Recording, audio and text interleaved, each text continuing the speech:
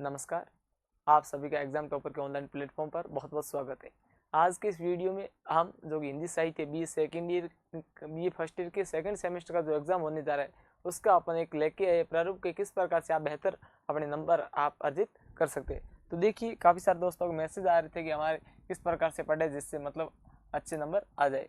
तो देखिए, आपकी जो किताब है उसका नाम है पेपर का मध्यकालीन हिंदी कविता। उसके अंदर कबीर, जायसी, तुलसीदास, बिहारी, ये चार तो आपके इन कवियों के बारे में आपको पूरा वर्णन करना है, अर्थात पढ़ना है। और एक आपका जो ग्रामर का टॉपिक दिया हुआ है छंद और अलंकार।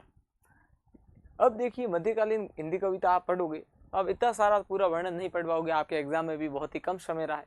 तो आपको सबसे पहले क्या करना है, ये जो कबीर है, जायसी, तुलसीदास, बिहारी, इनको पढ़ने से पहले आपको क्या करना है, आपको मेनली यही प्रश्न पढ़ने, कबीर की जो भक्ति भावना, मतलब कबीर ने कौन सी भक्ति की, सगुण निर्गुण, इसके बारे में उनका वर्णन करना है। उनका मतलब लोगों के प्रति किस प्रकार से प्रेम था, उन्होंने लोगों को क्या सजेस्ट किया, क्या सलाह दी, उसके बारे में। दूसरा, समाज में स्थान, मतलब जैसे कबीर ने, तुलसीदास ने, जायसी ने जो पद लिखे, इससे मतलब लोगों को ज्ञान मिलता है या नहीं मिलता, यदि मिलता है तो कैसे मिलता है, कबीर ने क्या कहा कि किस प्रकार की भक्ति करनी चाहिए, तुलसीदास ने क्या कहा, इस प्रकार के बारे में आपको बताया गया है।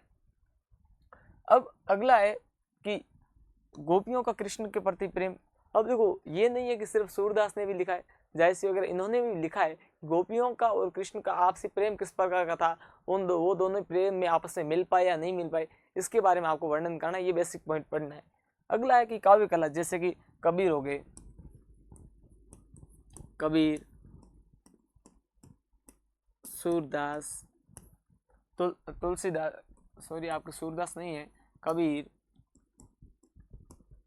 तुलसीदास, जायसी, इनकी जो कि काव्य कला, मतलब इन्होंने किस प्रकार से लिखा है, इन्होंने छंदों का प्रयोग किया है, किस प्रकार के मतलब जो श्रृंगार रस है वगैरह उनका प्रयोग किया है, किस प्रकार की भावुकता रखी है, उसके बारे में लिखना है। और काव्य की विशेषताएं, मतलब इनके काव्य में किस प्रकार का निखार उछलता है जिससे लोग मतलब पढ़ने के प्रति उत्साहित हो, इसके बारे में आपको वर्णन करना। मतलब आपको ज्यादा प्रश्न याद नहीं करने, नॉर्मली आपको क्या करना है, जैसे सबसे पहले आपने कबीर उठाया तो कबीर को क्या करो, कबीर की भक्ति भावना पढ़ी, भक्ति भावना के बाद में कबीर का समाज में स्थान। अब देखो, कबीर की भक्ति भावना किसके प्रति थी ये आपको पता ही है, वो कहते थे कि हमेशा मतलब ईश्वर एक है, हिंदू मुस्लिम इस सिख ईसाई सभी भाई बहन है, हमें लड़ना नहीं चाहिए।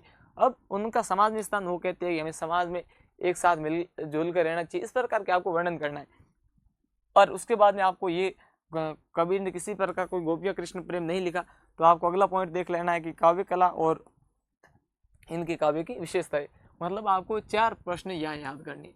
फिर आपको जाना जायसी, जायसी ने क्या किया, प्रेम का वर्णन किया है। तो प्रेम के बारे में जायसी ने मतलब किस प्रकार के प्रेम को मतलब अलग रूप से बताया है, तो उसके बारे में वर्णन करना है। तो जायसी का एक प्रश्न बन गया प्रेम का, दूसरा भक्ति भावना, समाज में स्थान, गोपियों के प्रति प्रेम, काव्य कला, ये 5 प्रश्न बन गए। उसके बाद में फिर आप ले लो तुलसीदास, तुलसीदास ने भी गोपियों का ये प्रेम वाला ये नहीं बताया, बाकी बताइए, तो ये बन गए 4 प्रश्न, ये 5 यहाँ, तो ये बन गए 4 प्रश्न। फिर बिहारी का, बिहारी से भी आपके बन जाएंगे 4 प्रश्न। और अब छंद और अलंकार, छंद अलंकार में आपको क्या करना है, छंद पढ़ने है, कौन से, दोहा, सोरठा, चौपाई और रोला। लगभग इनमें से सवाल आ सकता है, या आपको छंद और ये जो अलंकार इनकी परिभाषा याद करनी है, और 2-4 छंद और अलंकार इनको एक दूसरे से मतलब तुलनात्मक प्रश्न आ सकता है, तो ये याद करने। नॉर्मली आप ये याद करोगे, इससे रिलेटेड आपको प्रश्न और उत्तर और उनकी पीडीएफ वगैरह चाहिए तो आप हमारे टेलीग्राम चैनल की लिंक नीचे दी गई है, उस पर क्लिक करके हमें आप पर्सनल मैसेज कर सकते हैं, जिससे आपको ये पीडीएफ मिल जाएगी। मिलते एक छोटे से ब्रेक के बाद, जाने के लिए देखिए अगला एपिसोड। धन्यवाद।